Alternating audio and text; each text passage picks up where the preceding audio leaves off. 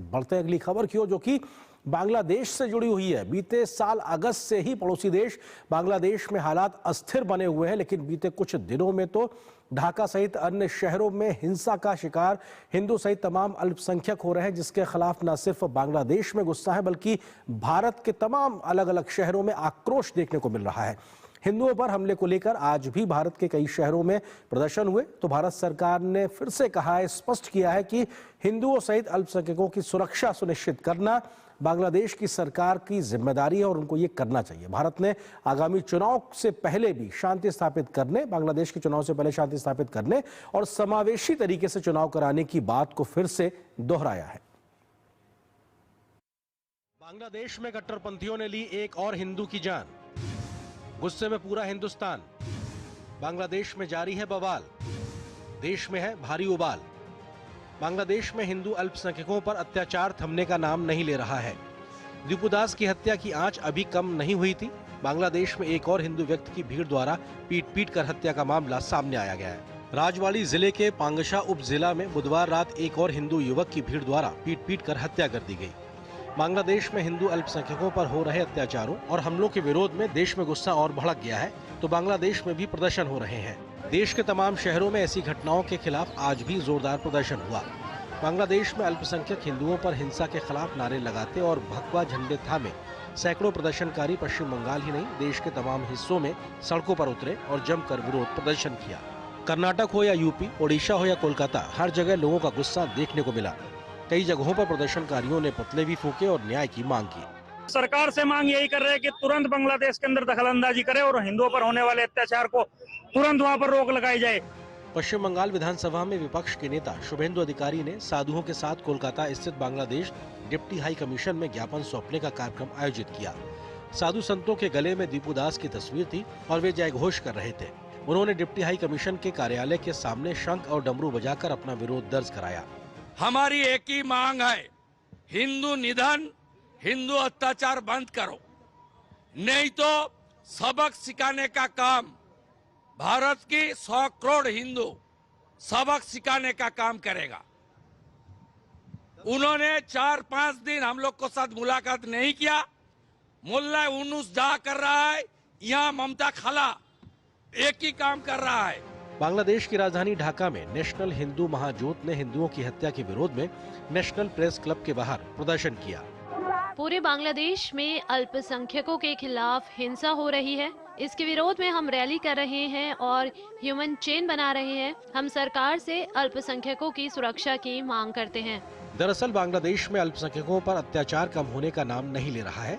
2 हिंदू युवकों की बेरहमी से हत्या के अलावा आगजनी की घटनाएं आम होती जा रही हैं। इसी कड़ी में चट्टोग्राम में भी पिछले 5 दिनों में कम से कम 6 हिंदू परिवारों को निशाना बनाया गया। मंगलवार सुबह राउजान नगर पालिका के सुल्तानपुर वार्ड 5 में एक घर में आग लगा दी गई।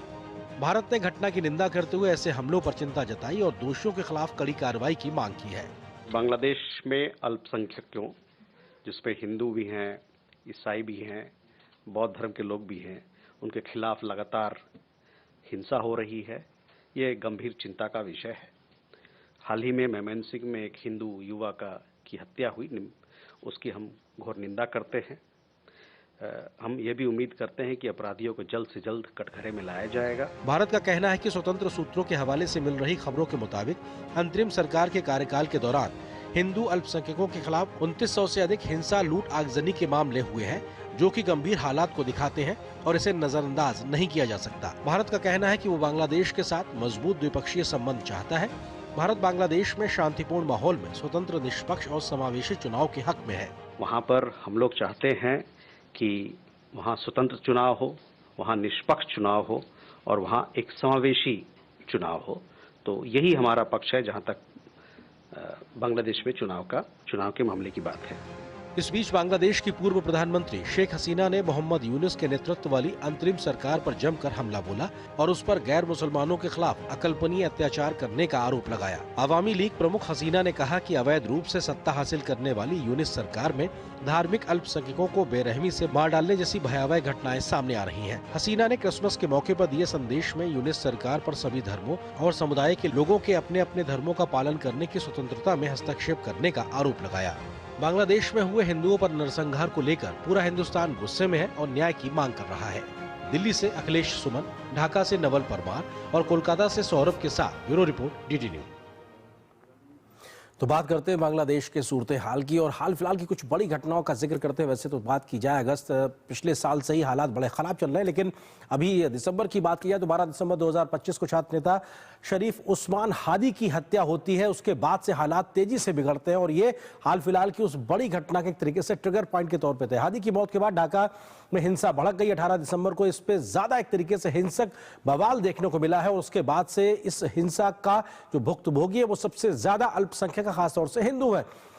मेहमद सिंह में दीपू चंद दास की लिंचिंग की गई और उसके शव को जला दिया गया, बर्बरता की गई और अपने आप में इस घटना की वजह से पूरे बांग्लादेश में अल्पसंख्यकों में, हिंदुओं में और भारत में भी एक तरीके से आक्रोश है।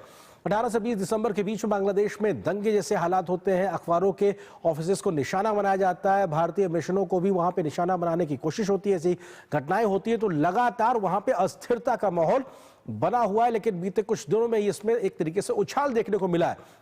19 दिसंबर की बात की जाए तो खुलना में भीड़ ने हिंदू व्यक्ति गोविंद विश्वास पर हमला किया। एक प्रकार से ये ऐसे घटनाक्रम है जो बांग्लादेश में अल्पसंख्यकों, हिंदुओं और भारत में भी मौजूद हिंदुओं का एक तरीके से आक्रोश पैदा कर रहे हैं। 22 दिसंबर को बांग्लादेश ने दिल्ली में अपनी वीजा सेवाएं निलंबित की और इस प्रकार से डिप्लोमेटिक लेवल पर भी कहीं ना कहीं चिंताएं बढ़ती हुई दिखाई पड़ रही हैं। इसके चलते बांग्लादेश की सरकार ने ऐसा कदम उठाया। 22 दिसंबर को ही खुलना में एक और हिंदू मोतालेब सिकदार की हत्या हुई है। तो ये अपने आप में और ज्यादा दिखाता है कि कैसे बांग्लादेश में जो हिंदू समुदाय है वो एक प्रकार से खतरे में है, उसके साथ किस प्रकार की घटनाएं और बर्बरता हो रही हैं। 22 दिसंबर को ही भारत के सिलीगुड़ी में बांग्लादेश वीजा केंद्र पर तोड़फोड़ की घटना की खबर सामने आई और ये अपने आप में लगातार चिंता करते माहौल की ओर इशारा करता है। 23 दिसंबर को बांग्लादेश ने भारत के उच्चायुक्त को तलब किया। ये बढ़ते दोनों देशों के बीच के टेंशन को भी कहीं दिखाता है। 24 दिसंबर को एक और हिंदू युवक की पीट कर हत्या बांग्लादेश में कर दी गई। इसके बाद ये उबाल और ज्यादा देश में बढ़ता दिखाई पड़ रहा है। बीएनपी नेता तारिक रहमान जो कि खालिदा जिया के बेटे हैं, वो 17 साल के निर्वासन के बाद अब बांग्लादेश पहुंचे हैं। तो उसके बाद से वहां पे हालात बदलने को लेकर लगातार चर्चाएं की जा रही हैं और ये अपने आप में वो लंदन से उन्होंने वापसी की है 17 साल के बाद और उसके बाद घटनाक्रम के तेजी से बदलने की बात भी सामने एक प्रकार से आ रही है। तो ये लगातार बदलते घटनाक्रम है, लेकिन भारत सरकार और भारत के लोगों को चिंता है कि क्यों ना वहां पे एक तरीके से शांति स्थापित हो, समावेशी चुनाव हो और अल्पसंख्यकों हिंदुओं को साफ तौर पर, सीधे तौर पर एक तरीके से उनकी सुरक्षा सुनिश्चित होनी चाहिए। और यहां पर एक छोटे से ब्रेक के लिए रुकते हैं। ब्रेक के बाद जब वापस आए